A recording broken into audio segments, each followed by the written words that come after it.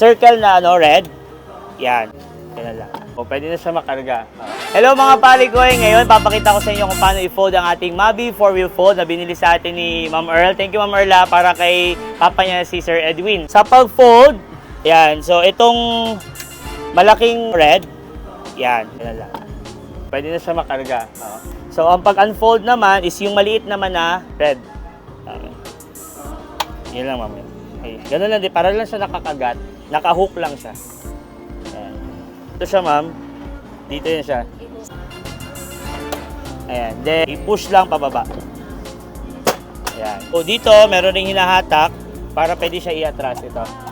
Pakita ko lang sa inyo kung gaano ka-sturdy yung fold. Nag-play lang is yung shock lang. So, ganun ka-quality ang ating Mabi 4-wheel fold. Dito yung high beam natin. Then, ang signal light. Meron rin sa likod, ma'am. Then, may horn. Pwede rin itaas. Okay. Pwede rin siya i-tilt. So, dahan-dahan lang. Abante. Yan lang. Meron siya abante. Reverse. Ayan. Try si Ma'am Earl. Number 1 lang, Ma'am Earl, Ayan. Dahan lang, ma'am. Okay, break. Sir, thank you, sir. Thank you. Yan.